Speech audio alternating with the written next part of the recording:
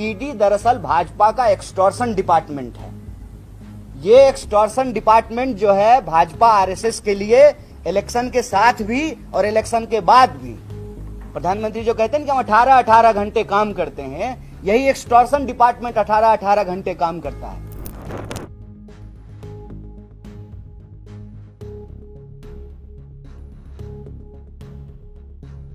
सीधे तौर पे ये एक राजनीतिक साजिश और शरारत का मामला है। नीतीश कुमार जी जब इंडिया के साथ थे, उनके सारे मंत्री के घर पे जो है ईडी का छापा हुआ। जो ही एनडीए के साथ चले गए, किसी मंत्री पे कोई कार्रवाई नहीं। एक नहीं, ऐसे हजारों एग्जाम्पल दिए जा सकते हैं। तो भाजपा ने ईडी के माध्यम से इस देश में जो राजनीतिक लड़ाई लड़ने वाले लोग हैं, उनके सामने दो विकल्प दिया है, या तो आप भाजपा में आइए या जेल में जाइए। तो सबसे पहले आज की प्रेस वार्ता का जो मुख्य विषय है, उसके संबंध में कुछ बातें आपके सामने रखना चाहता हूं। पहली बात तो ये कि यह जो नेशनल हेराल्ड का मामला है, इसका कानूनी पक्ष कुछ भी नहीं है। तो मैं आपसे इसके कानूनी पक्ष के बारे में बात नहीं करूंगा। सीधे तौर पे ये एक राजनीतिक साजिश और शरारत का मामला है। ये राजनीतिक साजिश और शरारत का मामला कैसे है? पहला, कि जिस कानून के तहत यह मामला दर्ज किया गया है, उस कानून का नाम है money laundering act. Money laundering act उस केस में लगेगा जिस केस में कहीं कोई पैसे का लेन देन हुआ हो। इसमें पैसे का कोई लेन देन हुआ ही नहीं है। और दूसरा, बार बार ये कह रहे हैं कि कांग्रेस पार्टी के नेतृत्व ने मुनाफा कमाया है। सबसे इंपॉर्टेंट बात यह है कि जो दोनों कंपनियां हैं वो नॉन प्रॉफिट ऑर्गेनाइजेशन है। ना तो वो मुनाफा कमाती है और ना उसका मुनाफा कोई ले सकता है। कोई भी उसका डायरेक्टर हो जाए, 1 रुपया जो है उस कंपनी से कोई ले नहीं सकता है। और तीसरा, कह रहे हैं कि हजारों करोड़ की संपत्ति का मामला है। ये जो 3 बड़ा झूठ है, उसका पर्दाफाश हम आपके सामने करना चाहते हैं। पहला, कि इसमें कोई पैसे का लेन देन नहीं हुआ है, तो आप जो है मनी लॉन्ड्रिंग का मामला कैसे दर्ज कर रहे हैं? दूसरा, डायरेक्टर चाहे कोई भी हो, कोई भी डायरेक्टर उस कंपनी से कुछ भी नहीं ले सकता है, उसकी संपत्ति को कोई बेच नहीं सकता है, वो संपत्ति एज इट इज रहेगी।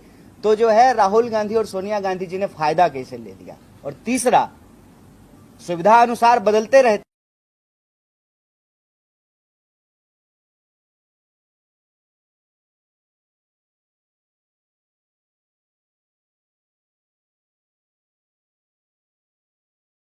जितनी संपत्ति है, एक लखनऊ के ऑफिस को छोड़ करके सारी संपत्ति लीज पर है। मतलब वो नेशनल हेराल्ड की भी संपत्ति नहीं है।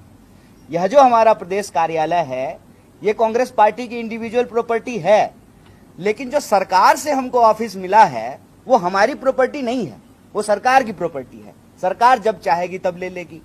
मतलब पहले दिन से नेशनल हेराल्ड के मामले में भाजपा झूठ बोल रही है। सवाल यह है कि इनके हजारों झूठ की तरह यह नया झूठ क्यों परोसा गया है?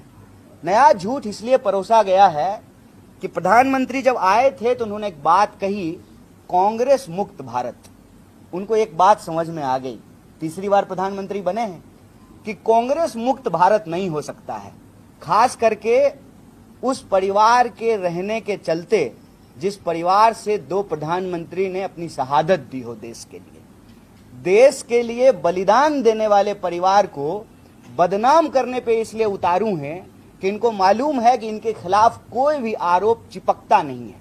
आपने देखा किस तरीके से जो है राहुल जी की नागरिकता पे सवाल उठाया गया, फिर कोर्ट ने फटकार लगाई, वकील को जो है जुर्माना भरने को कहा और जेल किया वकील को। सदस्यता समाप्त कर दी गई, फिर सदस्यता बहाल की गई, घर वापस ले लिया गया, फिर घर दिया गया। और जनता को देखिए, सांसद थे तो आपने सदस्यता छीन ली और घर ले लिया, जनता ने लीडर ऑफ अपोजिशन बना दिया और जो है सांसदों की संख्या जो है वो डबल कर दी। तो भाजपा कहीं ना कहीं यह बात समझ गई है कि जब तक यह परिवार है, जब तक कांग्रेस पार्टी है, तब तक संविधान को चकनाचूर करने का इनका सपना पूरा नहीं हो सकता है। देश की जो बहुसंख्यक आबादी है, चाहे वो दलित हो, आदिवासी हो, पिछड़े हो, अति पिछड़े हो, गरीब लोग हो, अल्पसंख्यक हो, उनके हितों पर हमला नहीं हो सकता है। प्रधानमंत्री जी को यह बात पूरी तरह से समझ में आ गई है कि वो और उनकी मित्र मंडली जो इस देश की संपत्ति को दोनों हाथ से लूट सकते रहे हैं, उसको अगर कोई रोक सकता है तो कांग्रेस पार्टी रोक सकती है। मेरा एक सीधा सवाल है और जनता में यह सवाल है कि अगर किसी के ऊपर कोई ईडी का मामला होता है, वो व्यक्ति अगर भाजपा में चला जाए तो वो सारे मामले समाप्त हो जाते हैं। और ऐसे एक नहीं, इस देश में कम से कम सैकड़ों उदाहरण दिए जा सकते हैं, क्योंकि ईडी का जो कन्विक्शन रेट है वो 1% भी नहीं है। मतलब 100 लोगों पे कार्रवाई करते हैं, एक लोग को भी जो है ये सजा नहीं दिलवा पाते हैं। तो वो सारे लोग जिस पे ईडी कार्रवाई करती है, उनका होता क्या है? होता यह है कि ईडी दरअसल भाजपा का एक्सटॉर्शन डिपार्टमेंट है। ये एक्सटॉर्शन डिपार्टमेंट जो है भाजपा आरएसएस के लिए इलेक्शन के साथ भी और इलेक्शन के बाद भी, प्रधानमंत्री जो कहते हैं कि हम 18-18 घंटे काम करते हैं, यही एक्सटॉर्शन डिपार्टमेंट 18-18 घंटे काम करता है। जो सवाल आज कांग्रेस पार्टी के लिए उठाए जा रहे हैं, वही सवाल आरएसएस और बीजेपी के लिए क्यों नहीं पूछे जा रहे हैं कि आप हर शहर में जो दफ्तर बनाए हैं, कहां से बनाए हैं? आरएसएस तो रजिस्टर्ड ऑर्गेनाइजेशन भी नहीं है। नेशनल हेराल्ड आजादी के वक्त में पंडित जवाहरलाल नेहरू और अन्य स्वतंत्रता सेनानियों के द्वारा स्थापित किया गया। 3 अखबार चलाए गए, अंग्रेजी में नेशनल हेराल्ड, हिंदी में एक अखबार और उर्दू में एक अखबार। और वो अखबार जब चलाई जा रही थी, और ये बहुत आइकॉनिक बात है, इसको याद रखिएगा, 1942 के भारत छोड़ो आंदोलन में अंग्रेजों ने इस अखबार को प्रतिबंधित किया था। जब अंग्रेज से नहीं डरे, आजादी के आंदोलन के दौरान, आजादी के पहले, जब आजादी को प्राप्त करने के लिए, आजादी को लाने के लिए संघर्ष हो रहा था, तो आज जो है अंग्रेजों के जासूसों से डरेंगे? उनसे डर लगेगा जब अंग्रेज से नहीं डरे। और ये अखबार पे वो उसी तरह से हमला कर रहे हैं जैसे अंग्रेज किया करते थे। क्या डर है भाई नेशनल हेराल्ड से? ज्यादातर मीडिया पर आपका कब्जा है। कोई एक अखबार अगर चल रहा है और कांग्रेस पार्टी उसको चलाने का प्रयास कर रही है, इसमें क्या गैर कानूनी हो गया है? और अगर कुछ गैर कानूनी हुआ है, 2 सवाल का जवाब देना चाहिए ईडी को भी और भाजपा को भी। पहला कि 2 बार जो है, एक बार कोर्ट में यह मामला नहीं ठहरा और दूसरी बार ईडी ने कहा कि इसमें कोई कार्रवाई करने के लिए है नहीं। दूसरी बार सुओ मोटो लेकर के फिर से आपने केस रजिस्टर्ड कर दिया। इतने साल हो गए हैं, क्या कार्रवाई है आपकी? सिवाय इसके कि जब देश में आपको ध्यान भटकाने के लिए कोई मुद्दा चाहिए तो जो है आप ईडी का मामला उछाल देते हैं। हम कहते हैं कि सरकार सबूत पेश करे और जो अपराधी है उस पर कार्रवाई करे, लेकिन सरकार जब खुद ही अपराधी बन करके उन लोगों पर कार्रवाई कर रही है जो लोग सरकार के विपक्ष में हैं, और यह बात बिल्कुल आमने सामने दिख रही है। नीतीश कुमार जी जब इंडिया के साथ थे, उनके सारे मंत्री के घर पे जो है ईडी का छापा हुआ। जो ही एनडीए के साथ चले गए, किसी मंत्री पे कोई कार्रवाई नहीं। एक नहीं, ऐसे हजारों एग्जाम्पल दिए जा सकते हैं। तो भाजपा ने ईडी के माध्यम से इस देश में जो राजनीतिक लड़ाई लड़ने वाले लोग हैं, उनके सामने 2 विकल्प दिया है, या तो आप भाजपा में आइए या जेल में जाइए। लेकिन बीजेपी यही एक गलती करती है। गलती ये करती है कि सब धन 22 पसेड़ी होता नहीं है। सारे लोग जो है वो ईडी से डर नहीं जाते हैं। सारे लोगों को इनकम टैक्स और सीबीआई से डर नहीं लगता है। सारे लोगों को जेल जाने से डर नहीं लगता है। खास करके कांग्रेस पार्टी पिछले कुछ सालों में जिस तरीके से इस देश के आम लोगों के मुद्दों को उठा रही है, यह लड़ाई बिल्कुल आमने सामने की हो गई। उस वक्त हम देश की आजादी के लिए संघर्ष कर रहे थे, संविधान बनाया, संविधान का राज स्थापित हुआ। आज संविधान बचाने के लिए संघर्ष कर रहे हैं, और उन्हीं संवैधानिक संस्थाओं का दुरुपयोग करके, जिनके ऊपर इनका कोई भरोसा नहीं है, ये देश की आजादी नहीं मानते हैं कि 47 में हुआ, ये देश के संविधान को सही नहीं मानते हैं, झंडा को कहते हैं कि अशुभ है। और आज उसी सिस्टम से जब ये देश के गद्दी पे बैठे हैं तो देश की संस्थाओं को कब्जा कर रहे हैं और राजनीतिक बदले की भावना से ध्यान भटकाओ योजना के तहत ईडी जैसी संस्थाओं का दुरुपयोग करके इस देश की विपक्ष की आवाज को बंद कराना और लोगों के जो बुनियादी मुद्दे हैं उनसे ध्यान भटकाना इनका एकमात्र एजेंडा है। लेकिन इस मामले में इनको पूरी तरह से मुंह की खानी पड़ेगी। जिस तरीके से कोर्ट ने कहा कि 1 साल के भीतर आपको जो करना है कीजिए, तो आखिरी दिन जो है ये चार्जशीट लेकर के आए हैं।